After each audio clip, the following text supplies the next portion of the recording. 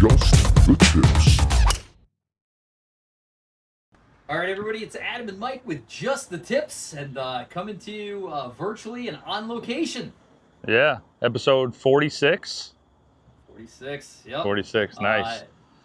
Before we get going, you were just saying it's got to be quick. The Yankees are on right now. Yeah. My Mets are on later tonight. As we speak, by the time this airs, one or both of our teams could potentially be in the World Series. Yeah. That's going to be a crazy little Subway series. You know, I was talking to somebody about it, and I mean, let me ask you actually, since you're a Mets fan, I'm a Yankees fan. Is it kind of like an assumed thing that the Yankees are just supposed to win? Yeah, I remember listening to Derek Jeter in 2000 when the Yankees beat the Mets, and the reporter asked him, "Is it sweeter because you beat the Mets, or are you happy because you beat the Mets?" And he said a couple of things that were interesting. Number one was, if I had to wait to win the World Series to be happy, I'd only be happy like once a year and then only once every couple of years. He said, but there was a lot of pressure and expectation from the owner at that time, George Steinbrenner, to beat the Mets. I think the big thing was, for those of us who grew up in the 80s, the Mets were the toast of the town, 85, 86, and the Yankees sucked. And then the Yankees have had this incredible run through the 90s and early 2000s. But now there's a little competition. Steve Cohen, the owner of the Mets, is now saying, I want a franchise that is the number one in New York City. He's not saying I want to win World Series and championships and titles and spend money. He says I want to be the owner of the best baseball team in New York. And now I think the rivalry, the competition is higher than ever before. But if the Mets and Yankees play together, the Yankees are expected to win. They're the big brother. Yeah. So like that's what I was saying to somebody, and it's almost like a double-edged sword. It's like, yo, you're supposed to win. So the Mets are kind of playing on tilt, like they have nothing to lose. So they're going, all out. So, it's going to be tough. It's going to be a tough series. Obviously we got to get through Cleveland first, but either team, Dodgers or Mets, it's going to be a hell of a World Series. Well, as we sit right here speculating about a Subway series, watch this podcast will come out. It'll be the Guardians versus the Dodgers. Yeah. So let's put a little asterisk in here at the beginning of this podcast. Yeah. But all right, listen, dude, we got a lot of stuff to talk about. I do want to get onto I do want to watch this game. So I want to get started with a ton of stuff that we're working on. First, though, we got to thank our sponsors. We got some good stuff coming down the pipeline, I guess. But Sundog Eyewear, Ball Hawker, Shaft Wraps, and Custom Wedgewoods, man. A bunch of good brands that we partner with that have been doing some really cool stuff with us, and I'm super pumped for what's to come, man. It's gonna be a hell of a 2025 for sure. Yeah, I think the big thing would be like the ultimate package is to put your Sundogs on, right, and get Custom Wedgewoods to build you something to hang up your clubs that are wrapped in shaft wraps and your balls from Ball Hawker. If you can put that all together. Yeah, that's the. I don't want to say that just the tips. Whatever the opposite of just the tips is what that package would be called. the rest of the easy. Package. We're a family video. I don't know. With here. some of the content that's going to be coming out with you getting stranded at Caledonia, I don't know if we're going to be a family friendly channel anymore. So if you don't mind, why don't we start right there? I don't want to say we're behind in editing, but it's just the nature of the beast that content that was shot at the end of August is coming out the end of October. But it's been you have a really cool video series that would be like day 5 or 6 when this comes out, hole by hole at Caledonia. Yeah. Caledonia, True Blue, they've been awesome partners with us. We've done some really great stuff with us, and obviously stay tuned for some really cool stuff from them. But last time when we went, we did a hole for hole on True Blue, and we didn't get a ton of content at Caledonia, mainly because Caledonia is your spirit course, and I had played there one other time, but it was, I believe it was like, I don't know what time of the year it was when I played last time, but I didn't get the full experience. So this time last time that me and you played, I think we just kind of tried to enjoy Caledonia for what it is, and we didn't shoot as much content. So I really felt bad doing all the content of True Blue and not Caledonia. So this time we did a fair amount of True Blue, but everything on Caledonia. So this is something that I really feel like we need to get out to for Caledonia, but also to the people that go down to Myrtle Beach and really need to understand the beauty of this course. Yeah, yeah. Caledonia is a special place for a host of reasons, but you know, it seems like the golf course has been there like before the Civil War. It just feels like this golf course has been there for forever, even though it was only built in the '90s. I think it was '92 or '94 or something like that. But the property just feels ancient, and I don't know if it's the Spanish moss hanging out of the trees, or you know, just the way the holes kind of meander around the inlets, or how interesting the holes are, or the alligators, or the cranes, or you know, the fin scooters, or the beautiful days that we've been down there. But that place is just something else. That and short par threes. Well, yeah. So I think that's something that we should talk about. Like, you know, that's just a Mike Strantz thing. You know what I mean? Like, I feel like, you know, Mike Strantz was obviously ahead of his time.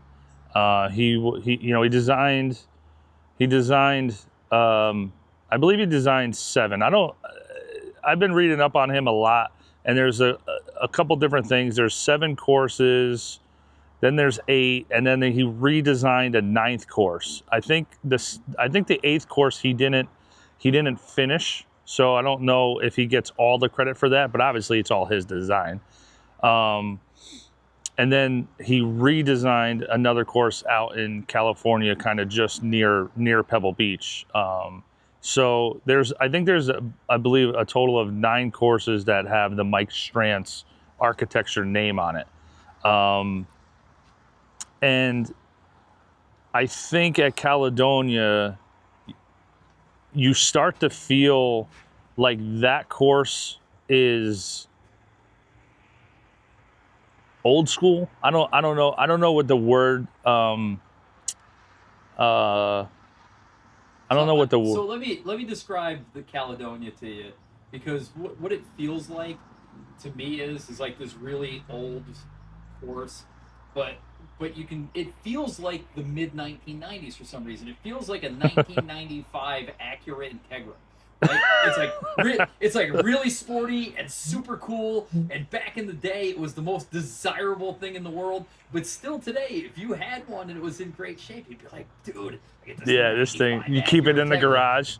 Yeah. Exactly. You know, it just, there's something special about it. But like I said, it's kind of trapped. It feels like the pre-Civil War and 1994 were smushed there's something like this in a golf course. Like that. I mean, obviously the old plantation feel of the drive up, and you know, the Spanish moss and the beautiful old Victorian or whatever. The clubhouse. I don't know architecture errors and stuff like that. Colonial. I believe that to be a colonial style. Colonial, yeah. And I feel like the course is an old colonial course. Like if I were to be able to describe it, I think you said it best with the Civil War, but you know, almost like it's, man. And I don't know, but like it just feels like it has old soul, like an old soul course. You know. I think it's just magical, man. It's probably man. A burial ground. It's probably some kind of burial ground. You know, it's maybe. Like it's Halloween time. It's probably like the Amityville Horror. You know, dude, you could totally have like one of those like Halloween night like I don't know, walkthroughs there. Yeah, you could. Like little glow golf. They line it with the pumpkins and stuff. Yeah, definitely something like that. But no, we had a great time. Yeah, and the bottom line, that course gets better the deeper you go into the course, like the better the holes get. Like you said it before, that it feels like he was kind of starting out like, hey, I'm just learning how to design a course, and by the No, end no, no, he's no, no, no, he no, no. he's No, like I he's like didn't full say Mike that. Strantz. I didn't say he was No, but you're learning. I said I feel he was like kind of tamed. Like he was yeah just like trying to like play by like their rules, and then finally like, I mean the fourth hole is pretty cool. Fifth hole is 3, 4. Which one's the fifth hole?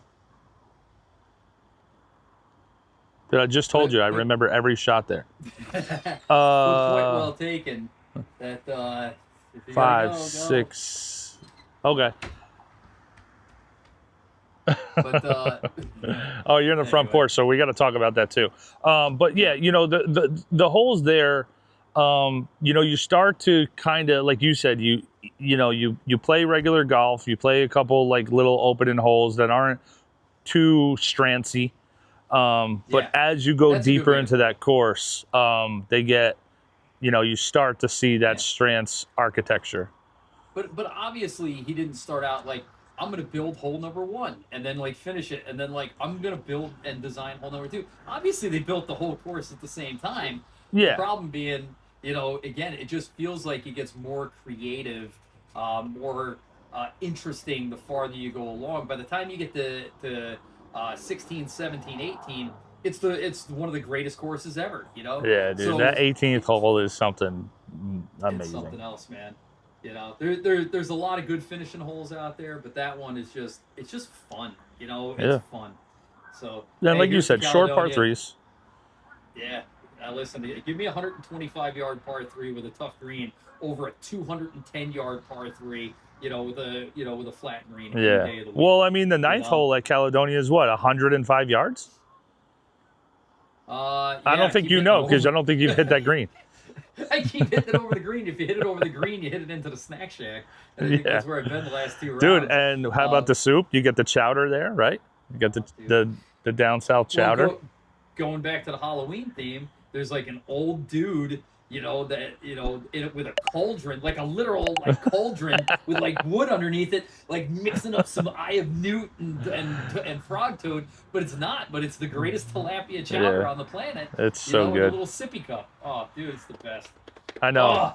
Oh, I know. I wish you could buy oh. that. Like, all right, I'll take your little sample, whatever, but I want a bowl of it when I get inside, I want a 5-gallon bucket shipped back to New York, that I can just dip into on a cold afternoon, Like imagine tonight, we're both outside, the temperature's dipping into the Oh, low 50s, the leaves are changing. Imagine a steaming cup of tilapia chowder from Caledonia. yeah. DoorDash that shit. Come on. Well, speaking of, we're getting late into the year here, man, and it's getting cold, getting dark early, and we're gonna be running out of time to be playing outside. It looks like we got a nice weekend ahead of us, And but next week is good. a lot of the things that I've been putting off all year are starting to come to a head, and I'm like doing that balancing act between trying to get in the last few rounds of like really really nice weather golf, and accomplishing the things that I put off all summer before the weather gets too bad. So interesting. Well, so I mean, you're sitting on one of them right now. So I've been working on my deck now for like 2 years, and again there was nothing wrong with my deck other than I had some foundational issues. I have an older house, right, and I was having some foundation issues where I was getting some like cracks on the inside of the house, and I realized that under the porch they never built the porch on any footing, so I couldn't get a contractor that would come in. The job was just too weird and messy. You had to pull up the boards, dig down. Then there became a drainage issue that I had to deal with, and it just took a long time. But that was kind of like on the side of the porch. So I replaced all that Trex decking. I just wanted to pop up the old boards on the front of the deck, put down Trex deck, paint it up, and I would be done. The problem was, is I pulled up the old decking on the front of the porch, and I realized the trusses were rotted and they weren't installed correctly. So I pulled up the trusses, and then I realized that some of the foundation work, like on the other side, wasn't good. So then I'm standing here in the middle of this covered porch that's 3 feet tall, and I start doing one of these. You know, this spot right here, you know, it's covered up kind of nice. You know, there's plenty of room to swing. You know, so I go to my wife and I'm like, "You're gonna hate me, but we've been thinking about where to put a simulator, and it's been like we should build a building. We should rent. I'm trying to look. What is your chair touching? So underneath the deck was like, by the way, just to back up a little bit, the original house was a hunting cabin built in the 1920s. Then somebody built like an extension on it, and then in like the 50s somebody built like a porch, and then somebody put a deck on it, and then in the 80s somebody put a second floor on it. When Jamie and I bought the house 20 years ago, we put on a dining room, and we redid the house. And at this point, without exaggeration, I've literally gutted and redid every wall, floor, ceiling, fixture, electric, plumbing in the entire house, and now I'm redoing some of the things. So what we're sitting out here is actually an old driveway that used to come right up to the house, but it was under the deck. So so where your right hand is, right there, right? Yep. Like the level of the top level of that stool is where the deck floor was. Yeah, it was that high. So all of a sudden, so your chair is touching the ground. Yeah. Wow. Yep. And from the ground to the ceiling, I got 11 feet. And I got 12 feet wide. I got 18 feet long. All I got to do is close it in, get a simulator in here, put the projector in the ceiling. Let's go, baby. Just the tips. Global headquarters coming at you. Nice. 1.0. 1.0. This is just temporary. I've assured my wife that, you know, for an indeterminate but temporary period of time, people will walk into the front of our house into essentially a mudroom that has a simulator in it. And then when Just the Tips, you know, starts to become more financially solvent, and we have our dream building with the 4 simulators, the retail space, the outdoor driving range, the gym, the Finn scooter for purchase or rent, then I'll move the simulator out of here, and she can have the mud porch back. So she's rooting for us. How about that? Nice. Good for her. Good for her. Good for us. I like that for us. Good. I like this for us because I'm feeling right now that the so. By the way, step number 1 was just gutting it down. I'll have it gutted out by this weekend. I'm also thinking that this is also a way for you to not have to redo the deck. So not for nothing, that Trex is crazy expensive. I tallied it up. I think it's going to be less expensive just to close it in and put a simulator in there than it is to get that freaking Trex. It's a win-win. It's a win-win. I feel good about it. I feel good about it. But, you know, shout out to, you know, we talk about great golf wives. There's one thing when you're a golf widow and your husband's golfing all the time, traveling the world on golf vacations. There's another level of golf wife that says, yeah, go ahead and modify the house to put a simulator in it. Put a simulator in our front entrance of our house. Yeah. That's a fine. 5-star golf wife. She texted me last week and was like, so redo the front porch or put a simulator in? And I was like, tough one. I didn't know she was serious. Yeah. You know, yeah. What was crazy was I was sitting here and just staring at it. And she comes walking up and she's like, uh-oh. And she's like, you got that look in your eye. And I'm like, hear me out. I'm like, you're going to hate it. But just be open-minded for a second. And to her credit, she's like, listen, you're 50 years old. It's our house. You know, we've lived here for 20 years. If that's what you want to do, if that's what's going to make you happy, knock yourself out. I'm like, yeah, you know, being able to practice all winter will make me very, very happy. Another positive, though, is she can practice all winter, and we can try to get that handicap down for her. I know. She does love having 30 strokes, though. She's won a lot of skin money Yeah. in our group lately. With Well, hey, what happened with her? Let's give a shout out to Jamie Paddock. Natural birdie on number 8 with 2 strokes.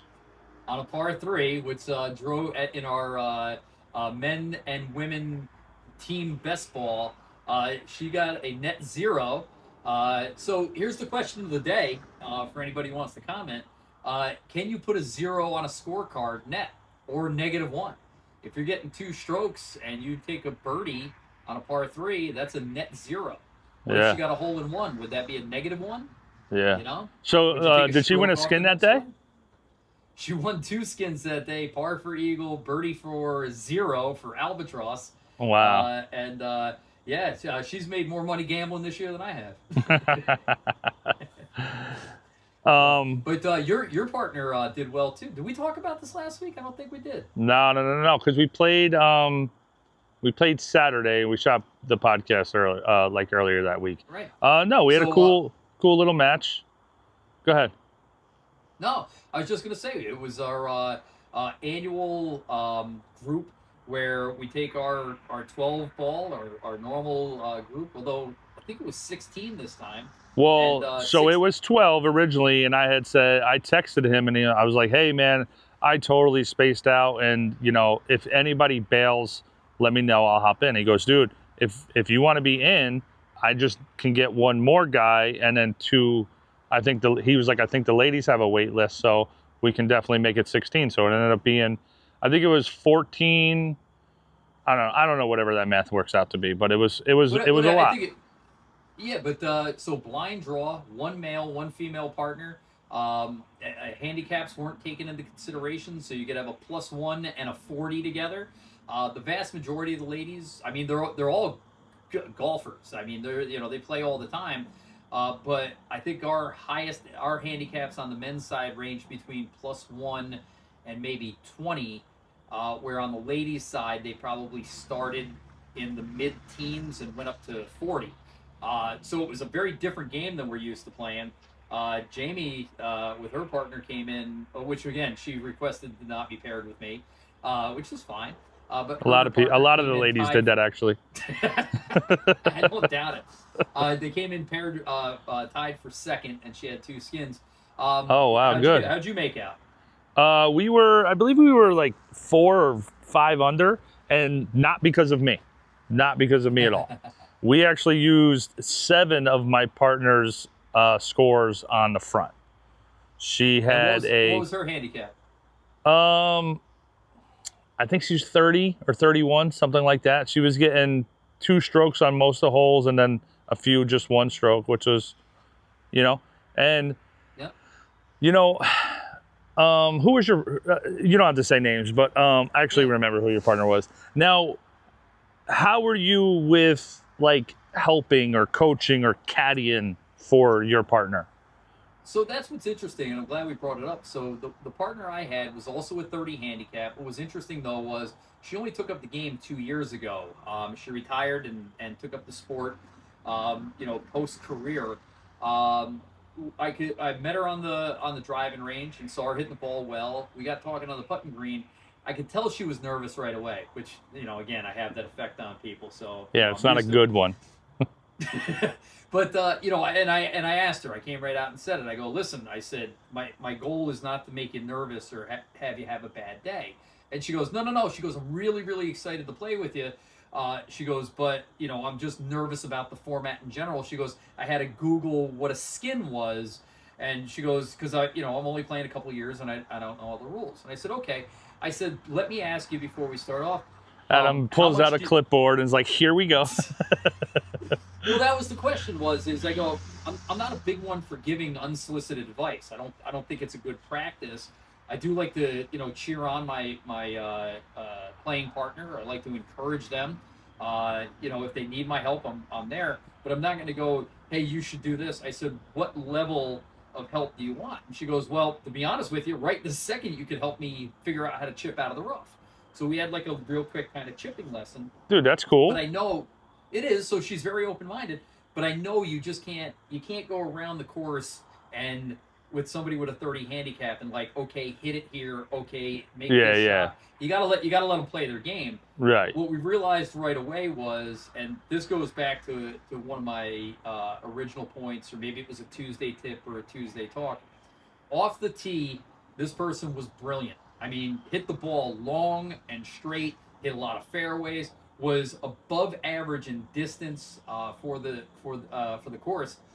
After that, though, there was no golf game. There was no, hey, listen, let's get Well, let's there's get on probably the green there's no, and you know, like, hopefully she's listening. It would be great if she's listening. And there's no offense here, because your wife is the same way. She's great off the tee. You know, she might miss a couple a little right, but she's got the distance and she's got the height. And then when it comes to start more of like feel or golf IQ, we'll say, is where things start getting a little crazy. Well, so here's the trick, and this is what I go back to, is, you know, we spend a lot of time on the range, we spend a lot of time hitting long clubs and things like that, but that was good, except we can't make you know, a double bogey for a par or a bogey for a birdie. You know, we made a lot of triples and a lot of quads that just quite honestly didn't help, and it was a shame because we're right around the green in two, Right. and you know, so like the coach in me would go, hey, nice job, just chipping on a 2-putt for a 5 for a 3, and that's a birdie. Right. But, you know, once we're, you know, 30 or 40 yards next to the green, we still walked away with a 7 almost, you know, like very consistent. Yeah, and that's the things where So like what I'm saying is like those feeler shots where like you helped me with my game. Like we talked about dispersion and golf, like course management and things like that. That's where you helped me in the last year, where it's like I'll just use the example of the bunker on 13. It's just like, don't go in the bunker. Just, it doesn't matter if you're long, doesn't matter if you're left, doesn't matter if you're even right or short over here. Just don't go in the bunker. And that's where the times when, you know, we're talking with our playing partners, or, you know, we'll just use Jamie as an example, is just like, listen, you're 75 yards out. Just hit the ball anywhere between 65 and 100 and not in that bunker. Right. So two things. And again, it's not to disparage anybody. I mean, she's a really, really, really super nice person, and she loves the game desperately, and she's going to be very good in a very short period of time. But I think she's a really, really classic example of somebody that, if they want to lower their score, is just working on the wrong things. You know, is that, you know, getting on the range and hitting 50-yard shots until that's comfortable would be way, way, way more beneficial than continuing to whack the driver. Because I'll go back to Harvey Penick in the Little Red Book, and he said, you know, the fastest way to shoot 45 is to hit a drive that touches land, right? That's all you want. A second shot that's somewhere near the green, a third shot that's on the putting surface, and 2 putts is going to give you a bogey, right? Yeah. So, but if you hit a great drive and a second shot near the green, and you're walking away with, you know, doubles, triples, and quads, that's where all the strokes are coming from. Yeah. So, like I said, you know, it's not a suggestion for just anybody, but if you're a 30 handicap and you want to be a 20 handicap in the course of 30 days, that's it right there. Because I will tell you this. And hit 50-yard shots. Yeah. I will tell you this, dude. Both the ladies in my group could hit the driver, and all those damn woods that they have in the bag, they can hit them all. They can hit them all. You know what I mean? Like, especially on, like, we're talking about like 9 and 10, right? 9 and 10 are par 4s for the guys and par 5s for the ladies. So, and they're tough holes for the guys. But it's driver, and then it's like a good wood, like a 5 or a 7 wood, and then it's another pretty good wood, like a 9 wood or something, to get to these greens. And they're totally fine with them. They're getting in the air. They're straight-ish. The 2 ladies in my group were great. You know, they were really good. They had a great day. But again, it was that, all right, now I'm 30 yards short with a tight lie. It's a little bit below my feet, and it's a chunk, or it's a skull, or it's a, you know, it's a duff into the bunker, whatever it is. And, you know, like I said, you've told me that. We've done Tuesday tips about starting from the hole back to the tee is where you need to start practicing. Like if you were a new golfer, if you took my 8-year-old to the golf course, it's working on 3-footers first, then it's working on 6-footers, then it's working on chipping. You even said this in one of these, like if you can't chip the ball on line to the hole, then how are you expect to get a 9-iron online and a 6-iron and a hybrid online? Yep. So, yep, yeah. So, hey, listen, I hope this doesn't come off the wrong way because I thoroughly enjoyed the day. I really, really, really, truly enjoyed her company. Yeah. I think she's got a really a bright future in golf ahead of her. I hope she calls up and is like, Adam, I want to play with you again and all the time. Dude, I had a blast with. Yeah, and if she ever wanted to, like I said, I'd take her right under my, and go. Well, hey, and that's the thing, and we're not saying, together. And I'm definitely not saying it, and I don't think you were saying it in that way either, and I hope I'm not coming across that way. Is like we're not saying it in a negative way. We're saying like the things that most people, even guys, young boys, like they just want to rip driver on the range and stuff like that. And we've made a video about this. And the women, they're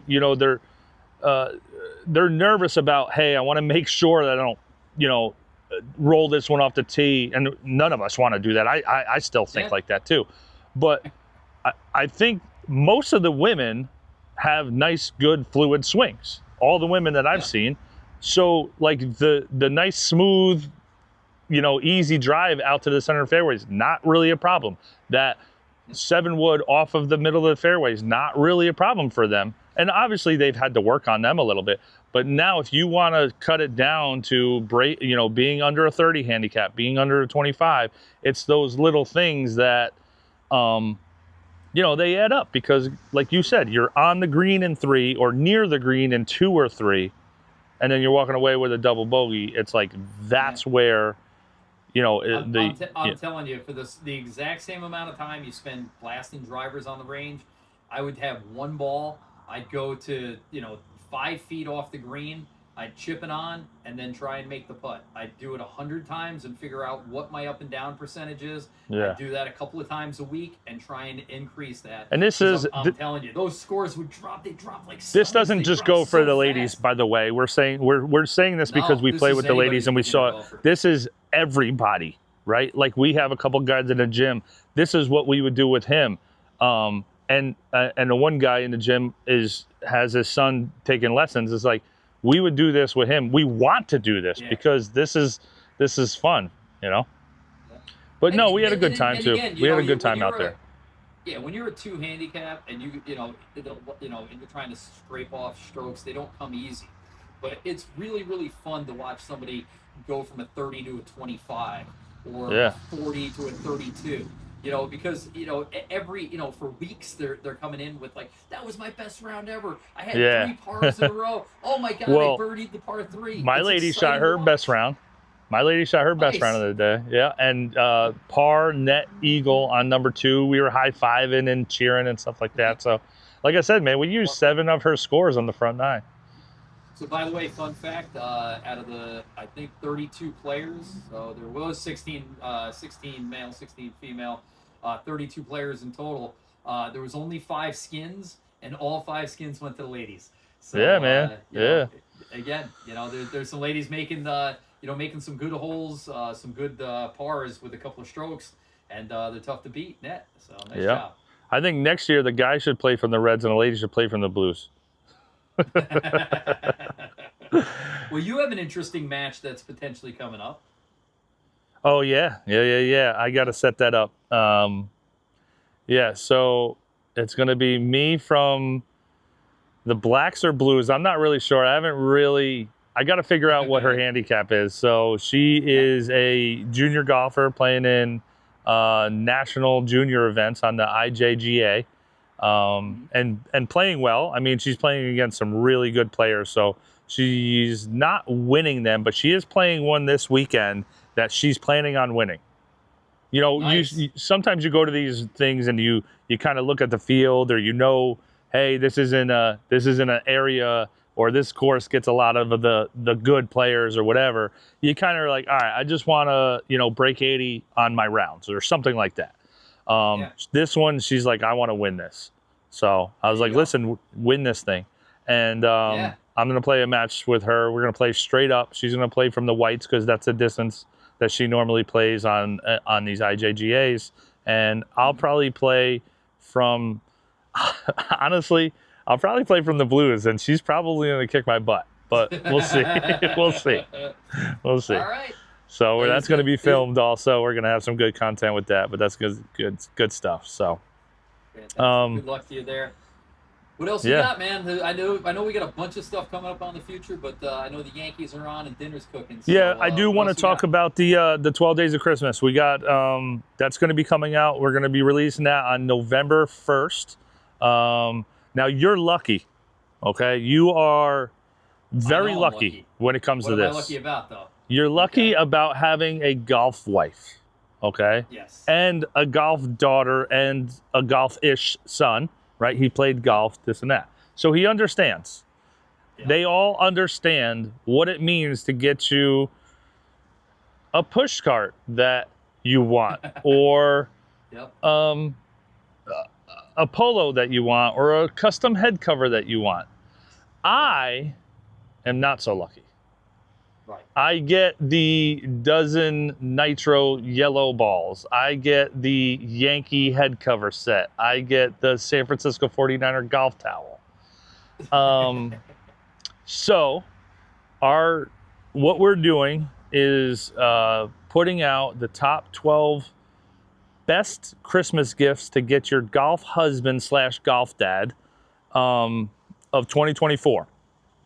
Now, these are a combination of things that every golfer needs, but also a combination of things that are special, that are thoughtful, that are take a little bit of time and effort to say, hey, my dad would kind of like this, and he would know that I took the time to, pick this out for him.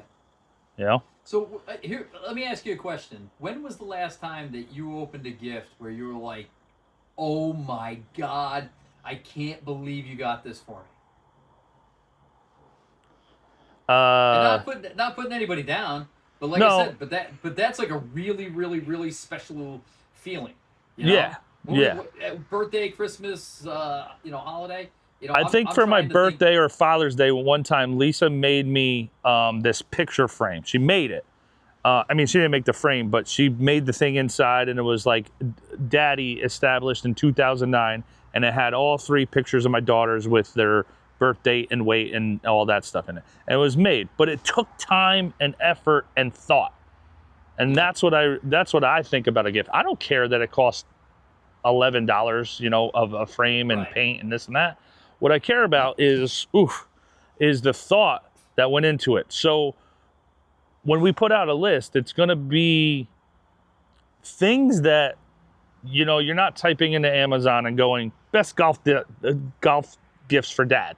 Yeah. Well, that You know doesn't what I mean? work, by the way. No, it Yeah. doesn't. And to me, that there's no effort to that. So when we release this list, you're going to see, hey, my dad has an old one of those. Maybe it's time for him to get a new one. Or, hey, my dad's always been talking about how his friend has this. Maybe I'll get that, or things like Right. that. So that's Not what this. Golf is expensive, but not every one of these things is expensive. Now, No, so here's my thing: we're not giving away anything on the list yet. No, but I would love to get my wife a gift sometimes that is expensive, right? But a lot of times I'll go, but what if she doesn't like that? What if she doesn't Yeah. appreciate it? I don't want to surprise her. So you can't just drop $300, $400, $500 on something hoping she's gonna like it. At least I do. I get her approval. Hey, I was thinking about buying you this for your birthday. Is that something you'd want? And you get Yeah, but still, that's no fun, though. That's no fun for It's either no one fun. of you. I mean, It's no granted, fun. that you're, if she says yeah, then that it's money well spent. But, you want to open that present and be surprised. And, That's you what this 12 want to, Days of Christmas is going to do for you. dude, It's going to give you 12 to open options. a present, to be surprised, and to understand, like, that's thoughtful. You know what I mean? So And that's what we want to do. and the giveaway, like I said, I was on a WebEx with like 24 executives from around the country. It was everything I could do not to go. I know we're here to talk about work, but I want to tell you about this thing that we're going to give away. You're definitely there's a bunch of them I know would go crazy for it. I haven't leaked it to anybody yet, but hanging on to what we're giving away, the biggest gift. And again, there is nobody that is on your Christmas list right now that's a golfer that wouldn't be blown away. And if you could get this for free, it's a $2,000 value, and you're going to get it from Just the Tips. Holy cow. You would win Christmas. You would win the holidays. Could you imagine? Could you imagine? Could you think about a golf dad in your life? Dude, imagine this is 3 years ago. It's before Just the Tips. It's Christmas morning. You open up all the gifts, and you got your socks, and you got your protein powder, which I assume is a Romano family tradition. But a case of Monsters. When all the gifts are done, the kids come over and they hand you an envelope, and you open this up, and what we're giving away is inside there. How would you feel? It would blow me away, dude. I would probably be ridiculous, right? I would probably be like, "Is this real? You guys are messing with me. This is real." Yeah. Come on, you man. So I will say that there's always like 3 monsters stuck down in my stocking, and then also like a 4-pack of monsters that's wrapped. There you go. Protein powder, creatine, protein cookies for Santa. Oh, and there's always beef jerky in my stocking as well. Hey, by the way, I've been messing around with that Chomp beef jerky. It's like less fillers and stuff. This stuff is delicious. Yeah. I gotta beat the dog off with a stick though, because when I open that up, he thinks it's a dog treat, you know. Well, dude, I bought this carnivore meat. It's like jerky. There's no other way to describe that it's jerky, but on the bag it says it's not jerky. What is it? It's just meat. It's sliced, very thinly sliced, baked meat. And it takes about like 3 or 4 pieces for you to get out of the mindset that you're not eating like a potato chip. Really? So the first like couple, you're like biting into it and you get that crispy bite of like a potato chip. So you're expecting that potato chip flavor, and then you're like, oh wait, that's meat.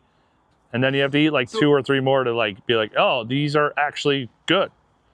But they're expensive. Dude, have you ever made your own jerky? No. Like dehydrated it? So here's the thing that kills me, is you take a perfectly good steak and you overcook it, and then ruin you it? Leave it on the counter, and I'm like, put a bunch of salt on it. Why don't we just have regular steak? Exactly, like dude. Normal, yeah, you know? Yeah, totally. It's like you literally went past the part where you could have just stopped there and ate it, and then went further. Listen, there's nothing I love more than a long road trip and stopping at a Sheet station or a Love station and getting the oversized bag of jerky and stinking up the entire car with it while I munch it down Highway 95 on the way to Myrtle. The problem with jerky for me is one, you get that big bag, it's $15, $16. And I will eat that thing. I will eat that thing in 4 minutes. The whole thing. Yep. I will eat it all in 4 minutes. Is there enough room for me to swing in there with a driver? Dude, I can't touch the. Well, you're 4'11", bro.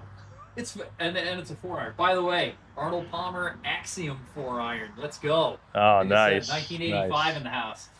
But dude, like I said, you can't touch the roof with the club. It's 11 feet. Think tall. we can get 2 simulators in there? I'm just kidding. One going each way. It's a little narrow. We'd have to go like hiney to hiney. You know, one going one way and one going the other. I don't know if that's gonna work. Yeah. That's like working in the cable crossovers together in the mornings. Do we make eye contact? Not really sure. So I'll save my gym stories for another time. But how's your 75 hard going? Dude, it's going even greater right now when I realize that we're done a week earlier. So you hit me with that, and I go, I don't think I'm gonna stop. I think I'm just gonna add 7 days to my. Yeah, I mean, I would do the same, but you know, I'm doing carnivore, dude, and I'm just eating meat and some cheese, and that is it. Yep. So, it's getting a little boring. Yeah. Again, I've had a good one. I feel good. I got a 45-minute outdoor workout coming at me after this. It's Nice. sub 50 degrees. I got to take the dog for a run. My schedule wasn't great today, but again, it's been really, really solid. But Dude, I feel great. On day 43 or 44 right now. I think so. Today that we're shooting this is days. October 17th, and our last day is November 17th. So. Okay, so we're 30 days away. Yeah. From being done. And then it's Strand's time, bro. Strand's trip is set in stone. It is, okay. Set. So if those dates are good, then I'll book hotels tonight. And like I said, man, I'm pumped. 3 courses. I'm a little concerned about the weather. I'm a little concerned about the sleep. I'm not concerned about being blown away by golf courses. Let me ease your concerns about weather. Royal New Kent in Central Virginia. Well, I don't really know exactly. I'm not very good at social studies, but I think it's centrally located north to south. Geography. Yeah. Okay. North to south, I think it's kind of central. We're going to play there on November 29th. And I asked them, what's the weather like? He said, could be 50s, could be 60s, could be 70s. I go, could be 40s? He goes, no. Really? So that really made me happy. And then he said that very once in a while, when they get more than 3 nights in a row of freezing, they'll put the tarps on the green for like the night. Okay. Yeah. They put a little blankie on the greens. Yeah. I like that. Yeah. Dude, so I was very happy to hear that. When you said you called the pro shop and asked what the weather is going to be 6 weeks from now, I go, it reminds me of that thing you see on that guy on TikTok. Pro shop, Chris speaking. Yeah. No, Mr. Romano, I don't have a magic ball to know what the weather's going to be 6 months from now. and you're not going to hit the greens anyway. So have a good day. Yeah. No. And he said, what are they gonna say? No, it's gonna be 80 and sunny. Come on. No. We were having a conversation. It was the director of golf. This guy Tim. He's a great guy. He's really he's excited for us to come. He wants us to shoot some good content. We're gonna do some interviews, and we're gonna learn a lot about that course. I just don't know why we're not allowed to sleep. We can sleep.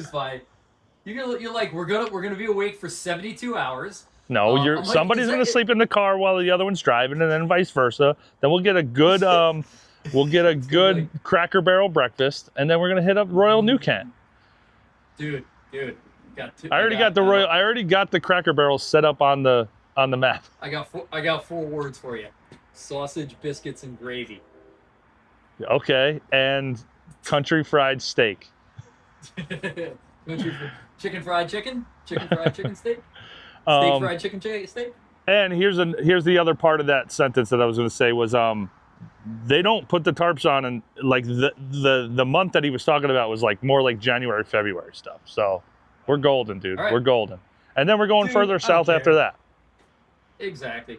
There's an old song that says, I just want to go where the weather suits my clothes. And I know it's going to be nicer there than it is here. So yeah, dude. Yeah. Man. I'm looking forward to it. It's going to be like this down there in a month. Yeah.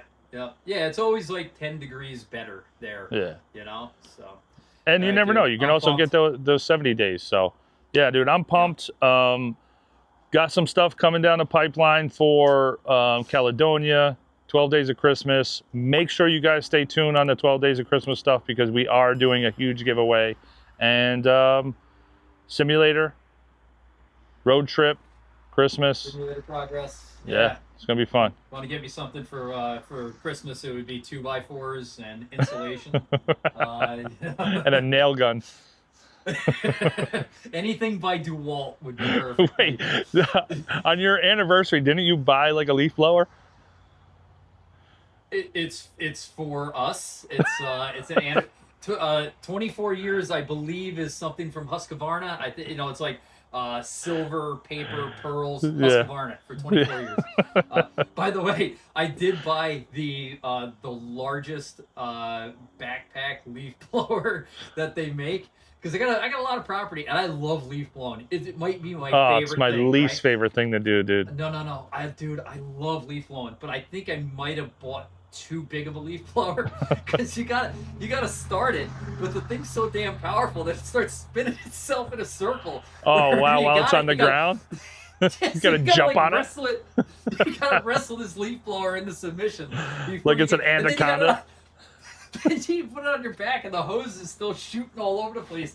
You wrestle this thing down. I mean, there's sounds like you might probably a way need to not get that have thing checked out.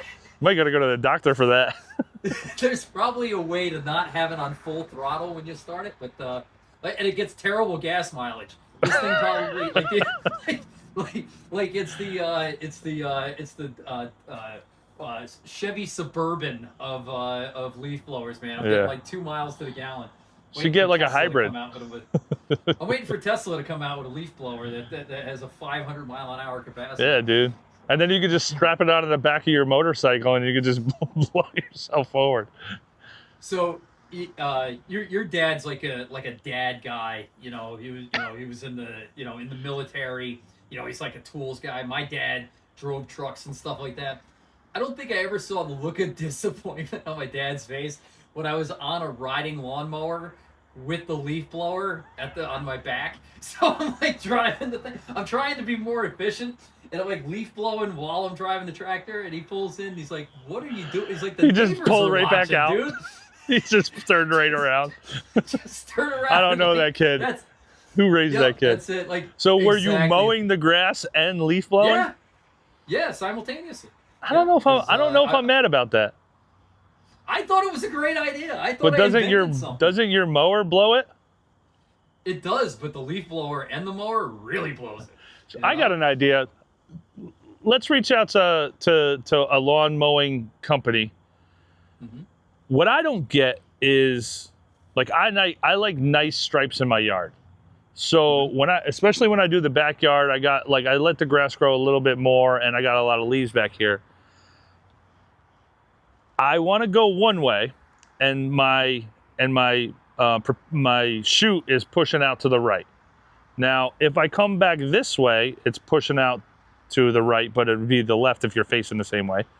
Then when I come back to the next stripe, now I'm going to shoot all that stuff on the stuff I just mowed.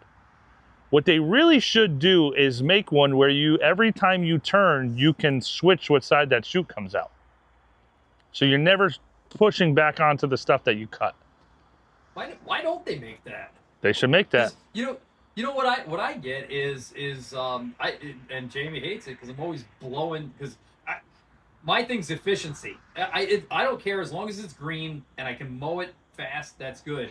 But I'll end up blowing like leaf clippings into all her flower beds. And she's like, ah. And I'm like, but this 60-inch thing with a 500 horsepower, it's just blowing it all over the place. But if you could, as you get close, just switch it the other way. That would make all the sense. Yeah. So if you're going down this side, you're pushing it to the side you didn't cut yet. Then you come back around, you switch it to the side, so now you're still blowing it to the side you didn't cut yet, and then just switch. But then maybe you're not as efficient because 5 cuts in, now you got a stack of clippings, 18 inches tall. Maybe that's the reason you don't. Yeah. I don't know. So the way I cut my backyard is I go down the middle, and everything's blowing that way. Then I come back down the other middle, and I blow everything that way. Then I come back around this side and just keep blowing things that way and that way. But then the lawn doesn't have alternating stripes. It doesn't have alternating stripes, but do you like those golf courses that do that exact same thing? I don't mind it. It looks like it's like an S. It's split down the middle where one side's dark and one side's light because they mow it the opposite way. That's what my backyard looks like. Really? That's kind of cool. But I'd like to have some stripes out there. When we have birthday parties out here, I go plaid. I go straight, then I go sideways, then I go crisscross, and I'll drop it one thing, and it does look really good for like 4 days. When I do stripes in the back, I'll put the bagger on it. So I got a big bagger that I throw in the back too, but it's just a pain in the butt because it fills up quick. You got to dump it like 14 times. The front yard, don't get me wrong, the front yard is, it's golf course worthy. Gucci. Yeah. The kids say. It's Gucci. All right, dude. Hey, listen, dude. That's long enough. All right. Yeah. No Listen, kidding. I'll see you in the gym in the morning. Let's go Mets. I'll be there, man. Like I said. Yeah. Oh, 5 o'clock, right? 5 a.m. Oh, I could So text, but you like 5, right? I prefer 5, but All right, then we'll just leave it at 5. There's a group. By the way, November starts 2-a-days, 5 a.m. and 5 p.m. Strength training in the morning, golf in the evening. We can make it happen. I like it. 2 days a week, ready. though. I'm ready. Is that all we can do? I mean, we can do more, but I'm not gonna give the guys enough options for that, because then they'll start, like, 3 guys will show up on one day, 1 guy will show up on the other day, no guys will show up on another day. I'm just in the back of my head, I'm really only doing 2 things until the spring, and one is working out and the other is building and then using the simulator. Yeah. And that's it. And like I said, I'm just gonna come out. What was that video you sent me that said the winter arc? Are you ready to go? Yeah, ready to go into the gym this winter and come out a different person? Dude, Yeah. I'm ready to get brolic. The gains we made last winter paid dividends all year, and I'm ready to shut it down just to start the gains early. That's how focused I am. So, like I said, Well, dude, so here's what we should do. We'll say this right now on podcast on episode 46 that I would say, let's say officially, hardcore after Strand's trip. Yep. All the way. So that gives us all of December, all of January, and 2 weeks into February before Florida trip. Mm-hmm. Unrecognizable by Florida trip. I like it. All right. Dude, 7 days a week, 2-a-days. I'm in. Sweet. All right, dude. Let's do it. Right. Listen. All right, let's go. I'm Adam. I'm Mike. Just the tips. Just the tips. Just the tips.